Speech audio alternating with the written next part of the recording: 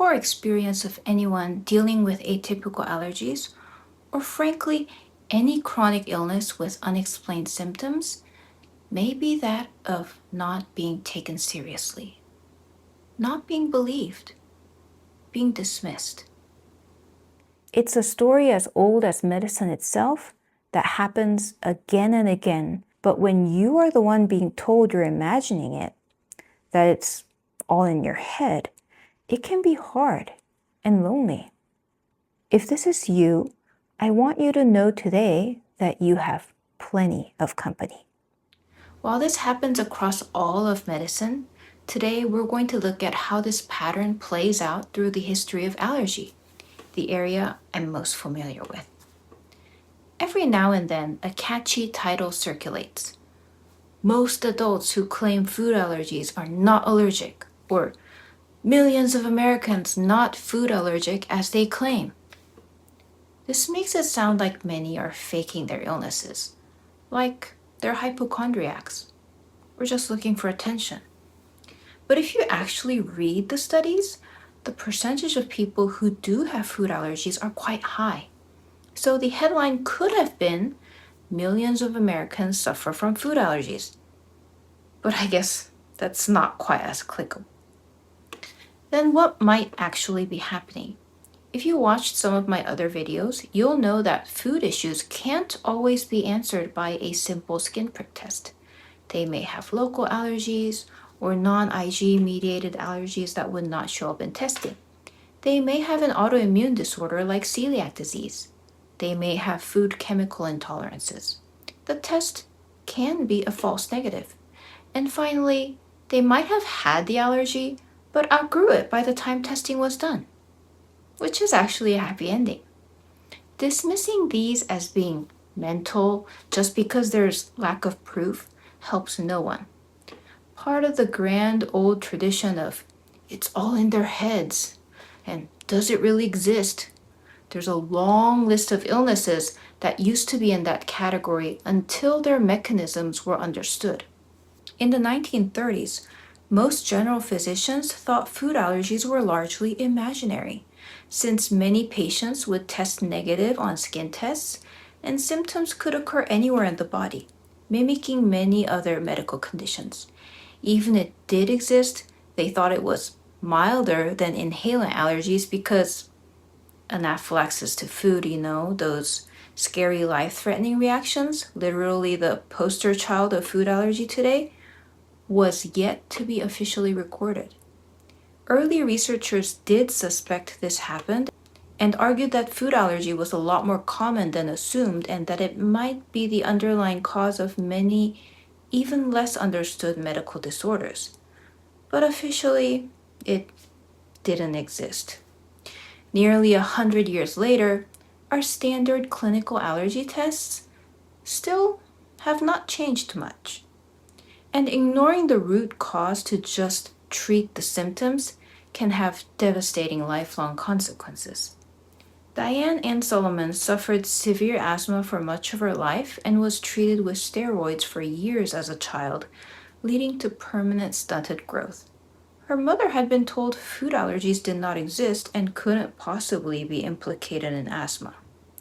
Only in adulthood she finds out she has multiple allergies to foods she ate all her life, and once those were eliminated, her asthma disappeared. Think we're smarter now? Let's look at something much more recent.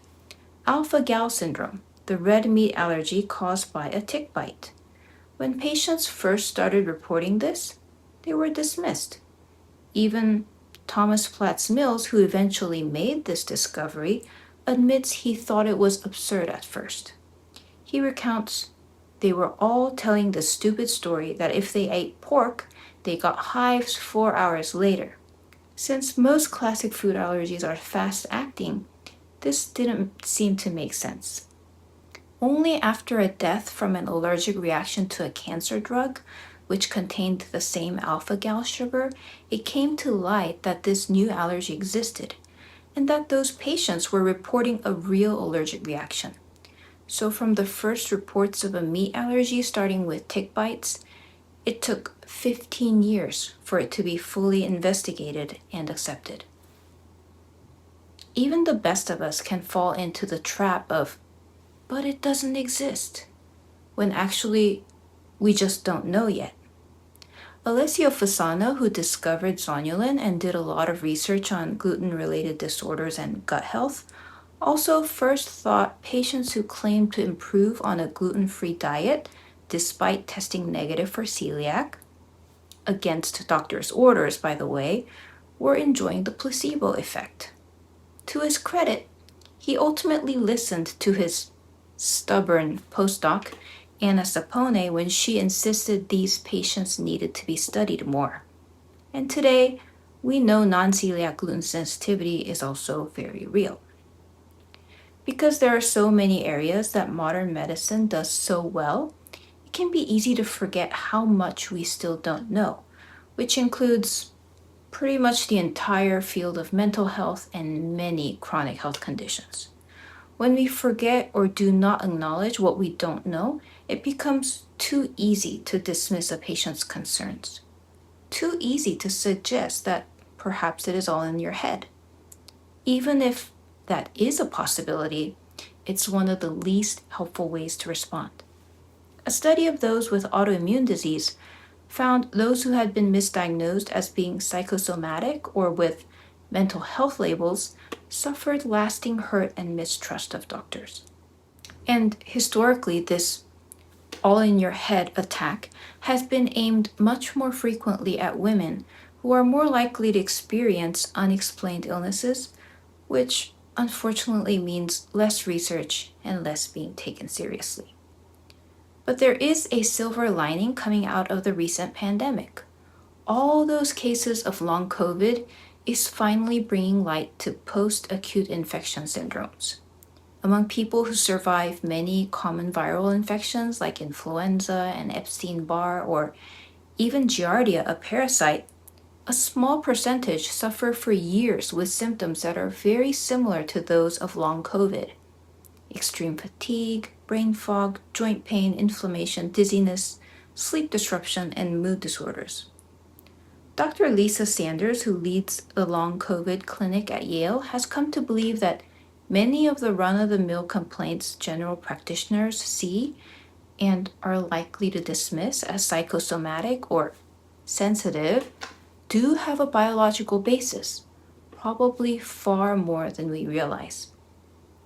This unexplained illness thing is not a fringe experience.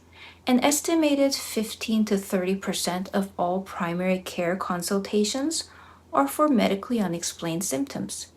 Pain, ear, nose, and throat symptoms, GI distress, fatigue, dizziness, all symptoms that also happen to be common in the world of atypical allergies.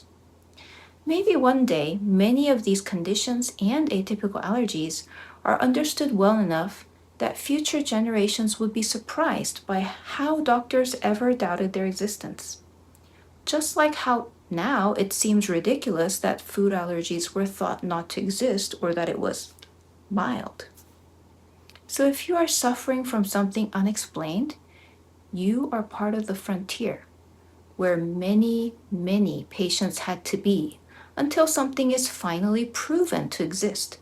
A pattern repeating over and over again in the grand old history of medicine. It's a hard place to be, but you are hardly alone.